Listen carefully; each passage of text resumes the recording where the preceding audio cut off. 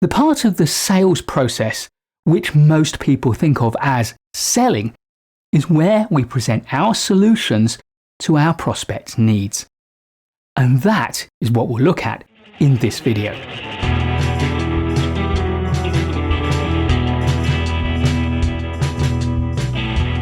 The three parts of presenting your solution are firstly, matching your solution to your prospect's needs. Secondly, offering a range of options or alternatives. And thirdly, demonstrating the capabilities and benefits of the solutions you're offering.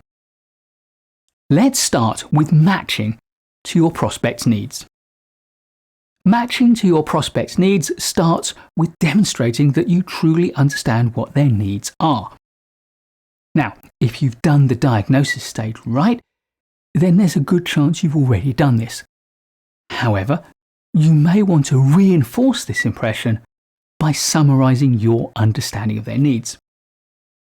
If it emerges that you haven't understood fully or correctly, then you're not done with the diagnosing stage and you need to go back to that and ask some more questions and listen some more to make sure you are ready to understand what solutions to present.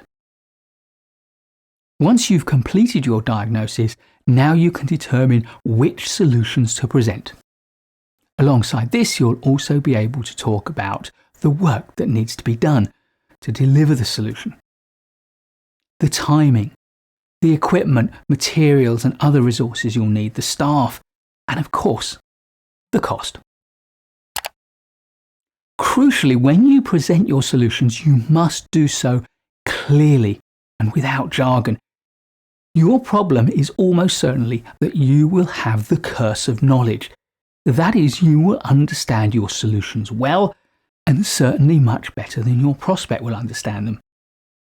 So it will be very easy for you to take shortcuts in your explanation.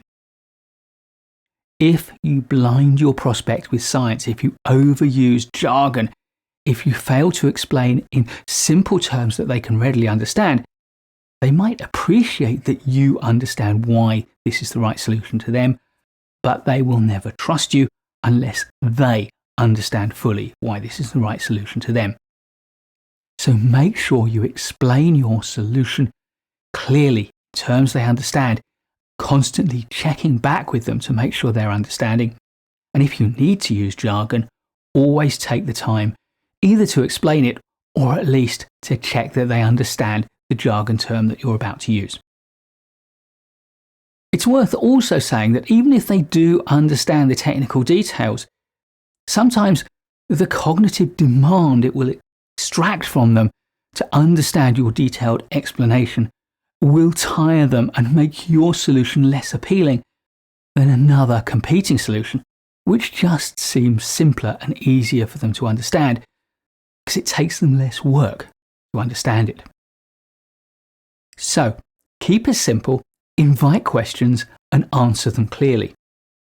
And if you think there are important details that they may be interested in, invite them to ask about them or offer to give them a briefing afterwards. Nobody likes to feel backed into a corner, so the second part of presenting your solution is to offer options or alternatives.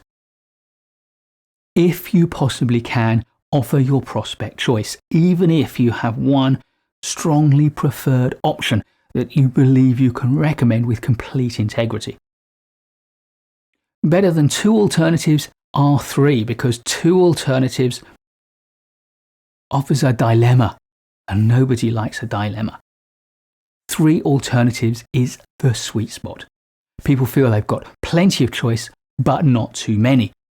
Because we also know that overchoice, offering too many alternatives, will frustrate decision making as people start to focus more on what they might lose by making the wrong choice than on what they might gain by making a good choice. It's also worth knowing that, more often than not, prospects will select a middle option when there is a best choice and a cheapest choice. Nobody wants to spend more than they need to, but they don't like to be seen to be cheapskate. Which of course brings us to pricing, and pricing is always a concern. And too many salespeople find themselves needing to defend the price of their solution, their product or service. Better than defending the price is to assert the value. Focus on what the prospect will get rather than how much they will pay. A great tip is to use the plus, minus, times, divide formula to help you explain the value proposition. You can use the plus part to say that you'll get this, plus that, and this. And you can use the minus part to show that you will save this and reduce that. You can use the times part to show your prospect how they can multiply their advantage. They can multiply their revenue, their sales, their efficiency. And finally, use divide to show your prospect how they can spread payments, dividing them over a number of periods, or share costs among a number of cost centers. The last and arguably most important part of presenting solutions is to demonstrate the capability and the benefit your prospect will get from buying your product or your service. And first, we need to understand the distinction between features on the one hand and benefits on the other. Features are important.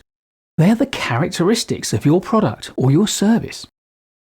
Features are what we need, but they are not what we base our decisions upon. We base our decisions on our perception of the benefits we'll get when we receive these features. Features are something like a hurdle, a barrier to be crossed. If we don't deliver enough features, then our product or service will not be considered. However, once we've delivered the features, it's the benefits that make the sale. Features are only relevant when you link them to the benefits. And of course, we understand the benefits to your prospect when we can answer your prospect's question, what's in it for me? Another silent question that your prospect will be asking is, why should I buy from you? This is about differentiation. What advantages does your product or your service offer over alternatives that your prospect could buy from your competitors? For each solution you offer, you should have at least one USP, unique selling point, something that makes this solution unique, such that other solutions do not have all of its features, all of its advantages, or crucially, all of its benefits. The USP is the one thing that is special that distinguishes a product or a solution from its competitors. The third silent question that your prospect is going to be asking is, so what? Be sure to get your answer in before they can ask this one out loud. What are the consequences of the choice to either buy or not buy your product, your service, your solution? The final silent question that you need to answer is, can I feel confident if I make this choice?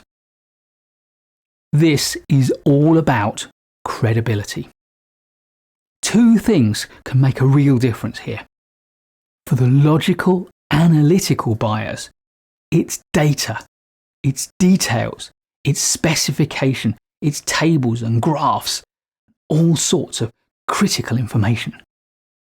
For other buyers, it might be case studies, testimonials and other forms of third-party validation that can reassure them that others have bought with confidence and that their choice is therefore likely to be a wise one.